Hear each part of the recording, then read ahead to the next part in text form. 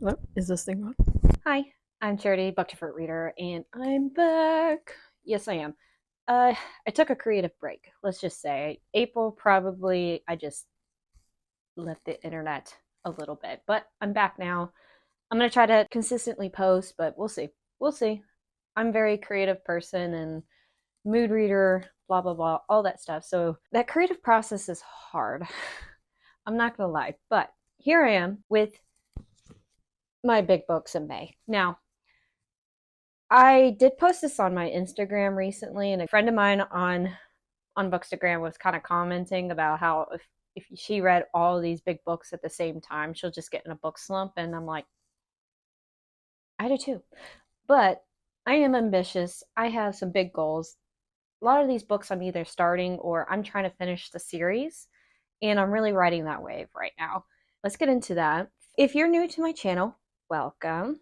Thank you, reader, for being the reader that you are, stopping by my channel. And if you would want to keep following me on my shenanigans, please like and subscribe. I would love to have you continue to listen to my shenanigans and talk about fantasy books. That's what I love to do. So that said, now I started a series last year and I haven't finished it yet. And I just finished book 2, and I'm really determined to finish book 3 of this series for the month of May, which is The War of Lost Hearts by Carissa Broadbent.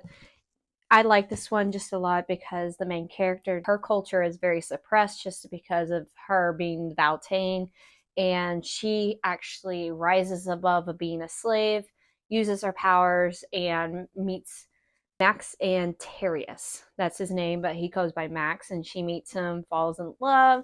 The second book is basically the evolvement of her powers. I'm looking forward to 3. The second one did leave me in a cliffhanger, and it's a lot has happened in the second book. A new POV was introduced, and I want to see how this ends because the Mother of Death and Dawn is the third book of this trilogy, and I can't wait to finish it. It's just a big book. It has about 709 pages in this one, but I am looking forward to wrapping up on the story, finally finish the series. So the next one is a very new to me author that has been popping up on my social feeds this year, but I just, I kind of held off. I bought the book and I just held off, just the mood reader in me. I just wasn't really interested until I kept seeing on Facebook groups about how much they talked about it, and it is The Spark of the Everflame by Penn Cole. I did read the first book and I'm in love. I actually tabbed it and everything. I love a book when I actually tab and highlight a book because I'm not planning on giving a book away. This is amazing. It's published by as indie fantasy author, main character Diem, and she's been taking this particular powder to suppress these urges or these powers or anything like that. And there is this descended royalty, which they have powers and everything, and they're considered above these humans. There's a secret that she has that her mother has been trying to help her keep a secret away from the descended royalty.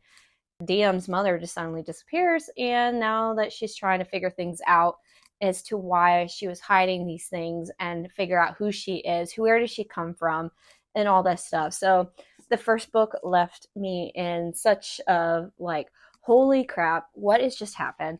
And so I'm going to be trying Glow of the Everflame, which is the second book in the series. And this has about 594 pages. So another big book. It does read very easily, so I'm very excited about this one. I love the story so far, and if you look at the artwork on these pages, you can tell it's starting to evolve and tell a story. So I like it so far because the story and the plot is evolving, so I can't wait to read that one.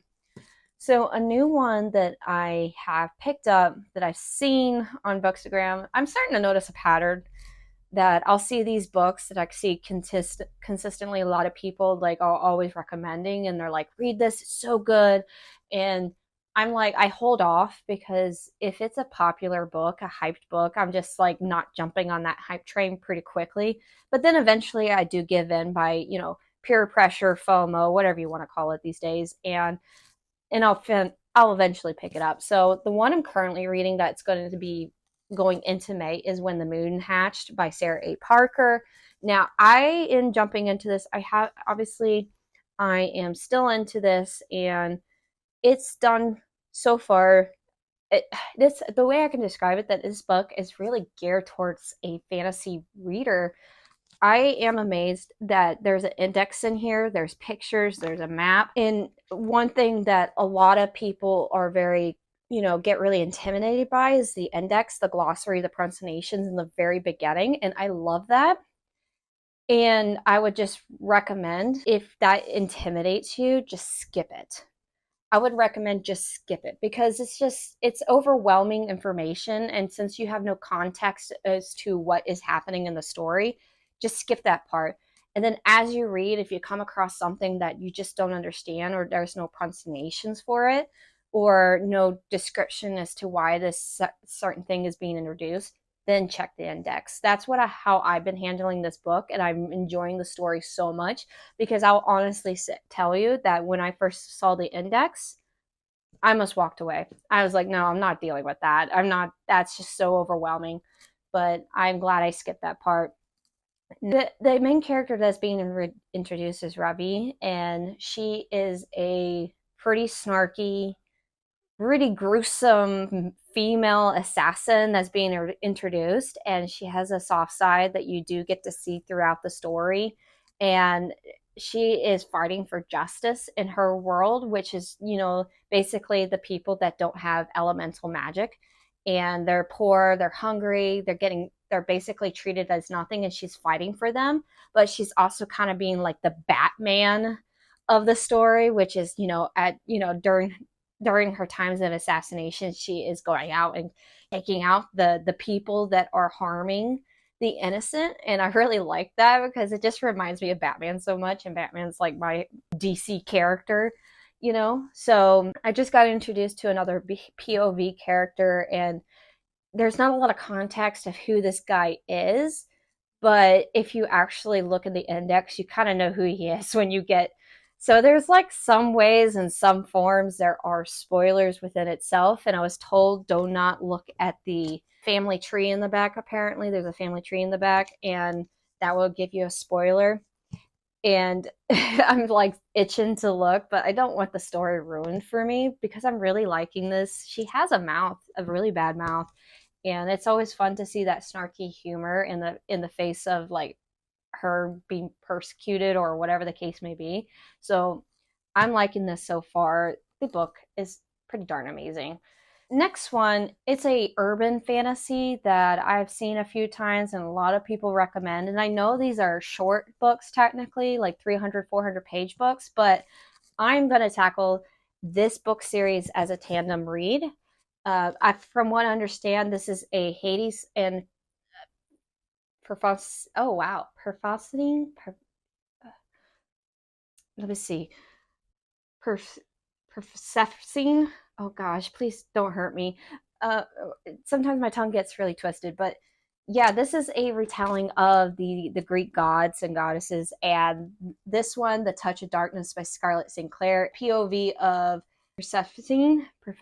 Oh my gosh, sorry. And the Game of Fate is in the Hades point of view, and if you read them in a tandem read, you kind of understand both perspectives at the same time. So if you are interested in that as well, I'll try to link at the bottom the tandem read of these books. You don't have to read them side by side, but I was kind of comparing my situation to reading Twilight, and then I guess the next book. Oh, okay. No, I remember now. Twilight and Midnight Sun. What I did wrong with that is that I read them back to back. Like I read all of Twilight and then I read all of Midnight Sun.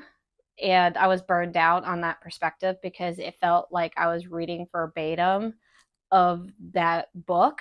I decided I'm going to do this so I don't have to like feel like I'm rereading a book per se, and just try seeing if I like the tandem read at all. I'm going to give it a try, give it a go. Mixed reviews on this one, but I love the mythology retellings and looking forward to that. So, yeah.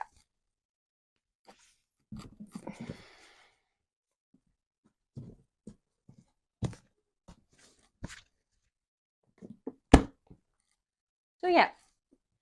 that's my stack. I don't know if I'll be able to accomplish this. It is a pretty big stack of books to read. I'm not an incredibly fast reader, only because I only have a certain amount of time I can read a day, and I just can't sit for hours and hours to read a book nonstop because I like TV, I like games, and I like other things. So in the life, I got to eat, sleep. So I am looking forward to finishing some series, continue on some series, and let me know in the comments below if there's, a series that you're working on that you're excited about. And I can't wait to talk to you again, readers. Bye.